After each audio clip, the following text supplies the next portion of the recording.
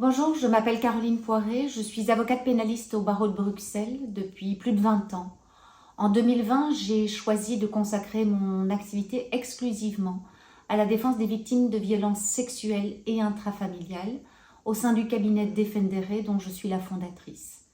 Defendere est un cabinet d'avocats qui repose sur des valeurs fortes. Tout d'abord l'écoute, parce que nous estimons que la parole des victimes mérite d'être recueillie sans jugement. La rigueur juridique, bien évidemment, mais aussi l'engagement. L'engagement, pourquoi? Parce que défendre des victimes de violences sexuelles et notamment d'inceste, c'est aussi contribuer à faire évoluer les mentalités et les pratiques du monde judiciaire.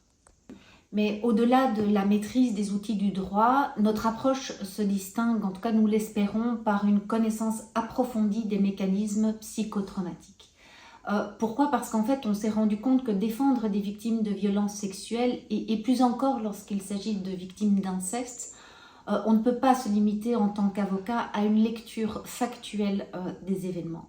Il est vraiment important de comprendre en fait comment le traumatisme a pu façonner le récit, a pu façonner la mémoire, les réactions ou parfois même le silence des victimes.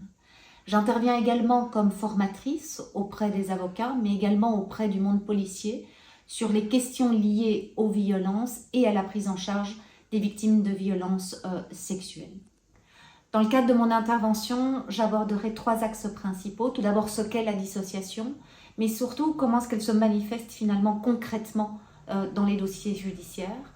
Ensuite, on verra comment la dissociation est prise en compte par les autorités judiciaires et ensuite, on analysera les pistes de solutions pour justement que le système judiciaire prenne mieux en compte ces réalités psychotraumatiques.